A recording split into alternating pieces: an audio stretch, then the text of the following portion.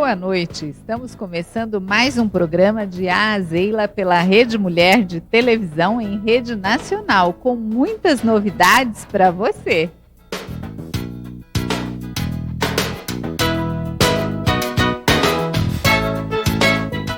Regina Renault faz muita arte no nosso programa.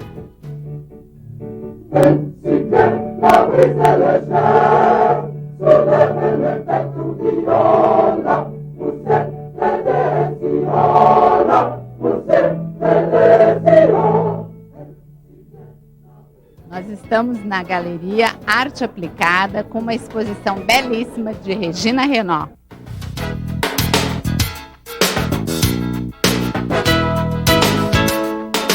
Nós estamos na exposição da Regina Renault. Muito especial, porque ela tem uma maneira de enxergar a vida que nós vamos saber, detalhes por detalhes, que eu já fiquei sabendo, até que você fez livros para ajudar pessoas simplesmente pelas fotos, para ajudar crianças com problemas de encefalia, né? Também, esse foi um trabalho diferenciado. Eu sou também autora de literatura infantil, de imagens, até de textos. Eu tenho um outro trabalho paralelo a esse. Trabalho paralelo. E ela faz um trabalho voluntário que a médica estava me falando, que estava aqui, eu achei super interessante, por isso que eu estou comentando. Então, daí, para sentir a sensibilidade da Regina Renault. E eu queria saber, na exposição de hoje, porque você voltar da criança para o adulto, porque esses quadros é uma exposição de adultos, imagens de adulto. Como que é esse trabalho na sua cabeça? Eu vejo da seguinte maneira. Eu não acho que tem trabalho para adulto e trabalho para criança. Eu acho que tem trabalho. Eu tenho duas linguagens. Uma eu atendo a criança, que eu trabalho a questão do afeto com a criança, do sentimento. Eu acho que numa linguagem de artes plásticas, o que tem por trás de tudo isso é exatamente a alma do ser humano. Tanto que as minhas figuras, elas têm óculos e você não enxerga os olhos, nem eu enxergo. Eu imagino o que elas enxergam. Eu fico com isso, com o que elas podem estar enxergando ou sentindo. Então, em geral, as pessoas na rua, em fila de espera, no teatro, me chamam muita atenção. É um elemento realmente do meu trabalho. É o povo, são as situações, os gestos de corpo, de mão, a maneira que as pessoas olham, o movimento de cabeça. E o chapéu, porque acho que sou muito apaixonada por chapéu. Talvez por isso. E esse quadro, que é o que significa? Então, é uma escada. Eu acho que eu gosto de alguns símbolos. Eu gosto das cadeiras, gosto da escada, gosto do chapéu. E eu vou trabalhando com isso ao longo dos anos. Existem épocas que eu trabalho muitas cadeiras, mas eu acho que as minhas cadeiras também não são só cadeiras. Elas conversam, elas têm um diálogo entre si. É como se tivesse acabado de acontecer uma reunião, ou se estivesse sendo preparada para começar uma reunião. Mas tudo gira em torno do diálogo e do pensamento. Eu senti a posição das mãos que você está falando nesses quadros aqui. Nós temos três posições completamente diferentes, né? Mas os homens estão sempre olhando numa direção só. Isso? Eu acho que eles olham para o mundo. Então, eles olham frente. Eu acredito nisso. Mas eu também sou suspeita, porque a arte é uma coisa muito intuitiva.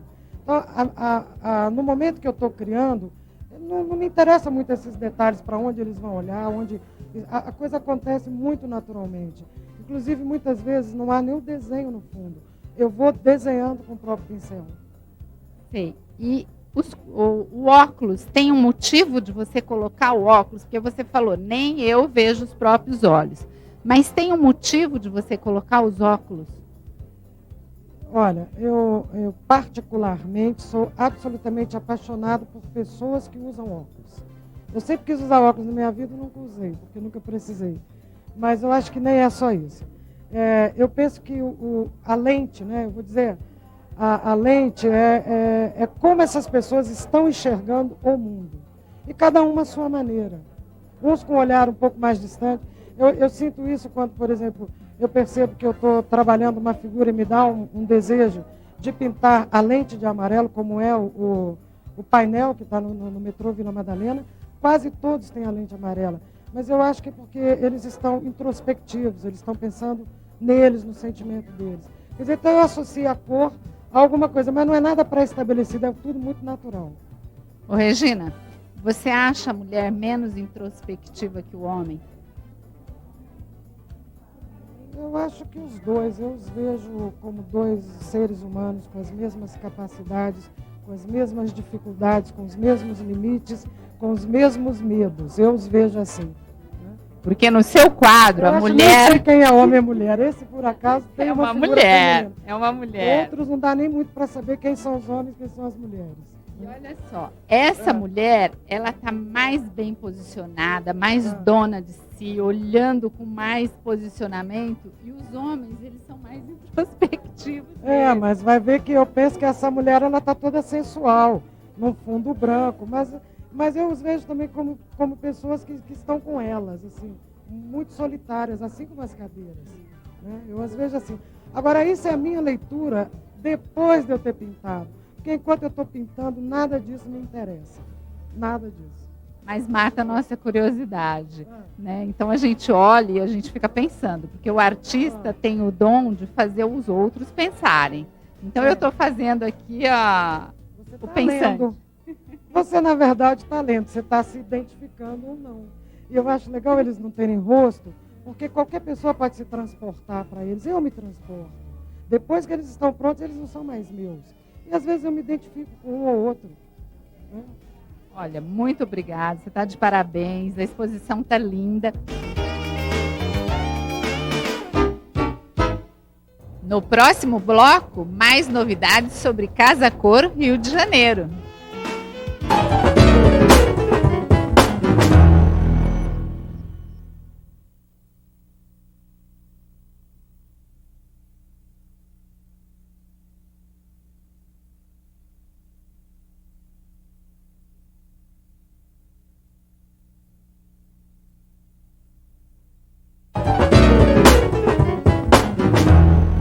Na Casa Cor Rio de Janeiro, Solange Medina tem uma solução para muitos casais. Vamos ver?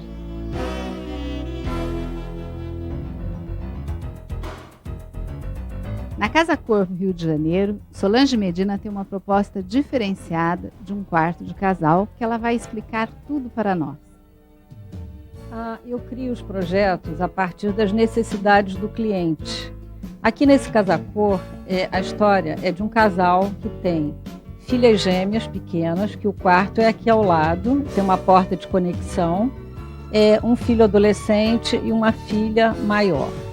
Então, eu imaginei que essa mulher, quando na fase de amamentação noturna de duas meninas, que esse marido, coitado, tinha que dormir para no dia seguinte trabalhar. Então, daí veio a ideia de fazer esse fechamento no meio do quarto. O quarto é um espaço amplo, bom. Ele foi dividido ao meio com essas lâminas de vidro, com uma película que impede que a luz passe de um lado para o outro.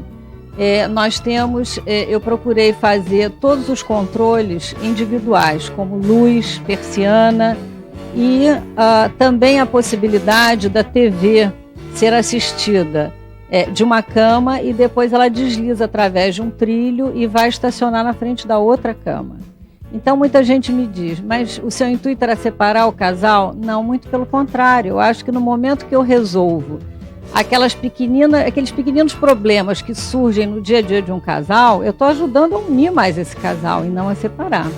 Eu parti do princípio que é um casal que vive bem, que dorme na mesma cama, tanto é que só tem uma preparada para dormir e a outra está com a colcha de seda pura, ela está de stand-by, para que quando um tem interesse em ver um programa até mais tarde, excepcionalmente, que possa passar para outra cama, para o outro poder dormir, no caso de uma criança com febre, doente, poder dormir também do lado. Enfim, é para solucionar problemas e não para criar problemas. E você também colocou, que eu achei super interessante, parece que todo mundo comenta aqui na Casa Cor, o movimento da televisão. Isso aí é uma novidade e o fantástico é que o trilho, ela desliza tão suavemente que não emite nenhum ruído e é muito interessante.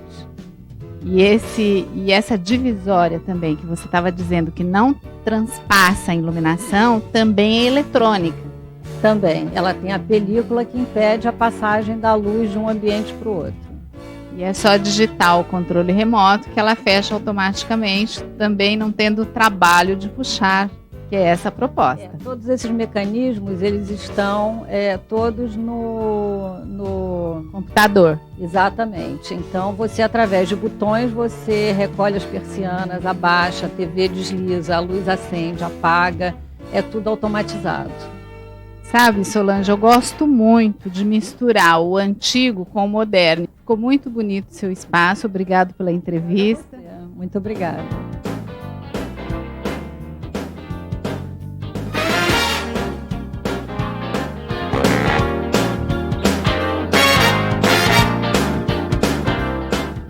No D&D Caras, nós temos Jennifer Lima, com um projeto muito especial de casas de praia.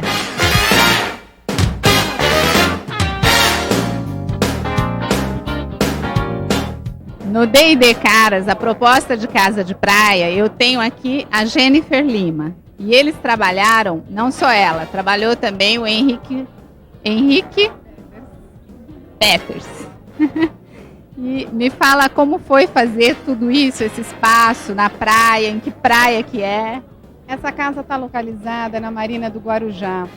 E é uma casa que foi toda projetada, voltada para o canal, porque o casal tem barco e gosta muito de receber os amigos e gostam de cozinhar. Então tem a churrasqueira, que tem uma cozinha integrada ali com a sala, voltada para o terraço.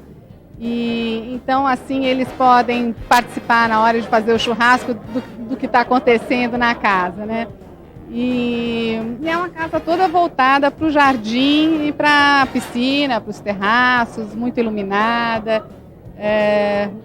Foi utilizado muito o madeiramento natural e esquadrias de madeira. Ela é muito iluminada. O que você acha que é essencial numa casa de praia? Eu acho que uma casa, tanto de praia como qualquer outra casa, voltada para o lazer de uma família, em geral a gente tenta dar ênfase para essa parte externa da casa, porque muita gente mora em apartamento, então final de semana quer ter contato com a natureza, então é muito importante essa integração com a parte externa. E qual foi a exigência que o seu cliente fez falando assim, você pode fazer tudo, mas isso eu quero assim?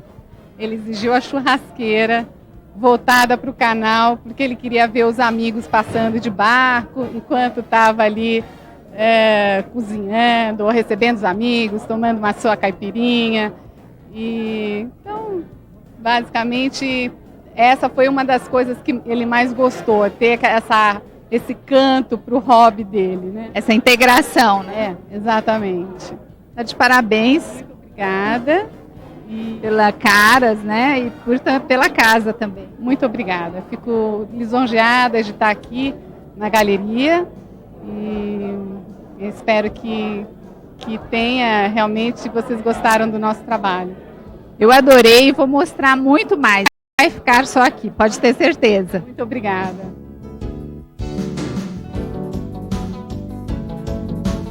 No próximo bloco, Santana de Parnaíba, patrimônio histórico, mas com dicas para investidores.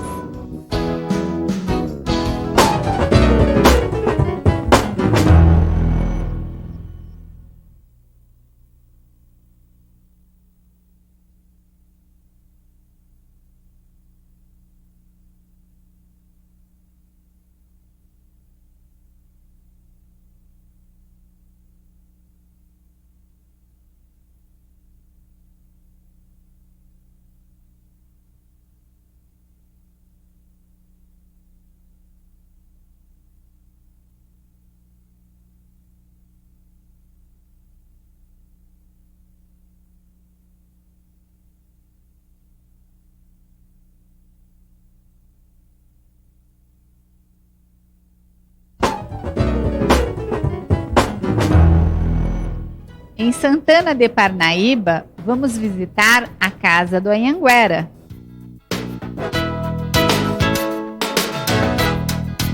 No nosso bloco de turismo arquitetônico, nós estamos trazendo para vocês um lugar muito especial. A 35 quilômetros de São Paulo, um patrimônio histórico, a Casa de Bartolomeu Bueno da Silva, mais conhecido pelos índios como Anhanguera. Essa casa fica em Santana de Parnaíba e nós vamos visitá-la agora.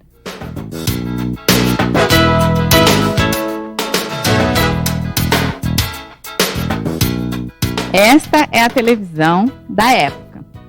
Olha só, aqui se chama conversadeira. Com esse banquinho você senta, conversa, fica sabendo as fofocas diárias e também usa a luz do dia para fazer os trabalhos manuais. Ou seja, fica se informando de tudo o que acontece, faz as fofoquinhas e os trabalhos manuais na janela.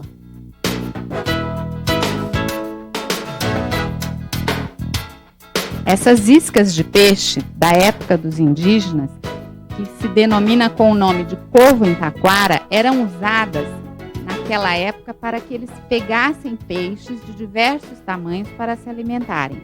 Só que isso permanecia dentro do rio, mantendo o peixe fresco, vivo, e eles só iam buscar a hora que eles tinham necessidade de se alimentar. Uma forma de preservar a natureza e se alimentar sem ter a necessidade de ter freezer, que não tinha na época, geladeira. Então, uma forma muito especial de comer um peixe mais fresquinho do que nós comemos hoje. Muito interessante. Uma das curiosidades da casa é como ralava a mandioca para fazer a farinha. Essa é uma roca de ralar mandioca, onde eles usavam, vocês podem ver, tem todo um ralador aqui, onde eles ralavam. Aqui nós temos uma outra curiosidade, chama caçoar, que é uma gaiola onde eles levavam animais. E as construções da época, que também é uma curiosidade, não existiam naquele tempo a ferragem, as colunas, as lajes. Então, para suportar a carga da telha, as paredes eram feitas bem grossas. Olha a espessura dessa parede. E isso é em toda a casa, para que suporte o telhado em cima. E outra coisa, como eram feitas, não existia cimento, não existia o ferro, como eu já falei, não existia uma série de coisas que são necessárias para hoje a gente ter uma parede bem estreita. Então, como que era feito o cimento da época? Era feito com estrume e com vísceras de animais. Então, unia tudo isso com barro e fazia, juntamente com pedras, a estrutura para levantar a casa. E olha aqui, essa escada aqui que nós vemos, é o lugar, como dizer, vamos falar, é o cofre da casa do Bartolomeu. Por quê? Ali eram guardados os saus, que era o artigo mais precioso da época, onde eles conservavam o alimento, onde eles trocavam com os índios a troco de ouro. Então, o sal era muito precioso, ficava no cofre ali em cima. Daí o nome que o brasileiro tem de salário, já começou desde a época dos índios. E aqui nós temos a cozinha, uma cozinha da época, onde nós encontramos esse fogão feito de barro, né? Fogão a lenha, onde eram feitas as alimentações. Nós temos a forma de telhado, que aqui, olha, a telha aparente, com esse vigamento. E existe uma curiosidade que nós vamos ver sobre as telhas. Mas isso, daqui um pouquinho, eu vou mostrar detalhadamente para vocês. E nós temos aqui, nesse outro cômodo, onde existe. Se aqui existe a parte de cima, um segundo andar que eu estou chamando assim de cofre, aqui então precisa ter uma laje de madeira, né? Então olha só como eles faziam. Eles faziam todo o madeiramento, não tinha nem macho e fêmea naquela época, né? Eram colocados assim as ripas em madeira maciça e depois fechavam, olha nas laterais como que eles fechavam esse vigamento. Então, era o segundo andar da época. E outra curiosidade, muito interessante. Olha só, eles ainda não conheciam a Breton e a Brentwood. Olha a cama que eles tinham. Se existisse Breton e Brentwood, com certeza eles dormiriam com todo o conforto necessário. Mas na época, infelizmente, eles tinham essa cama horrível. Uma curiosidade assim muito legal. E agora nós vamos ver lá fora como são as telhas da época. Vamos lá.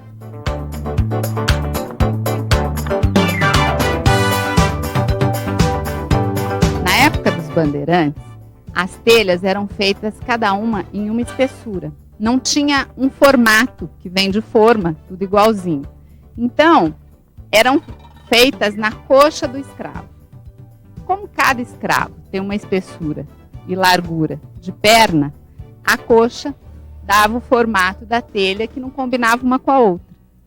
E daí, isso daqui ser assim, algumas originais, porque já foram substituídas com o tempo, agora são mais ou menos todas do mesmo tamanho, porque umas são autênticas e outras não. Mas nós temos mais curiosidades. Olha só esses tijolos. Esse daqui é o da época, que era feito no sol, com calor. Os outros, com a evolução, eles vieram já em forno maior, mais pesado, e foram diminuindo. Hoje nós temos esse tijolo aqui. E temos mais aqui. Nós vamos ver nesse jardim que dá no fundo da casa, essa é a casa, né? Nós temos esse bebedouro aqui, que ficava na praça para os cavalos, porque os estacionamentos da época eram para cavalos e tinha um lugar onde eles podiam beber a água. Aqui nós temos também uma forma onde puxava a água da cisterna. E são esses... Eu não consigo puxar, isso é impossível, mas era como eles tinham na época. E tinha também onde eles levavam todo o material de madeira, utensílios e tal, que é a carroça da época, puxada pelos bois, né? Colocavam-se os bois aqui e levavam nessa carroça. Agora, esse lugar, Santana do Parnaíba, é muito especial, porque esse patrimônio histórico, ele fica num lugar onde está tendo muito progresso em volta. Vários condomínios fechados, de alto padrão. Então, é uma cidade que tem tudo para quem quer investir nela.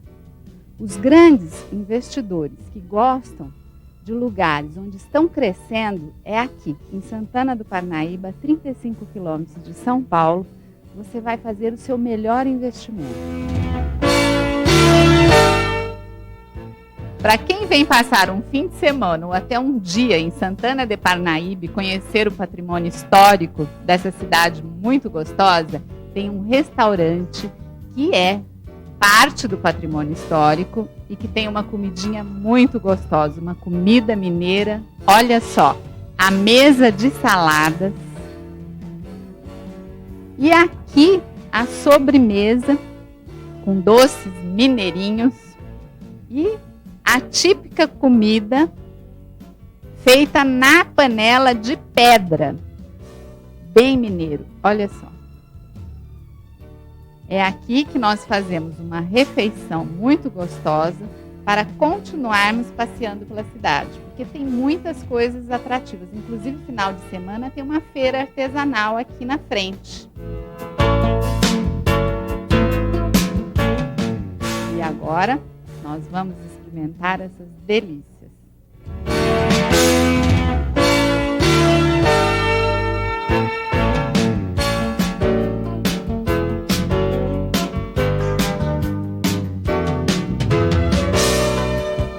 Na próxima terça-feira, às 21h30, pela Rede Mulher de Televisão, o programa de A a Zeila espera você, com muitas novidades, mas se durante a semana você quiser falar comigo, acesse o meu e-mail de aazeila@redemulher.com.br. Eu espero você!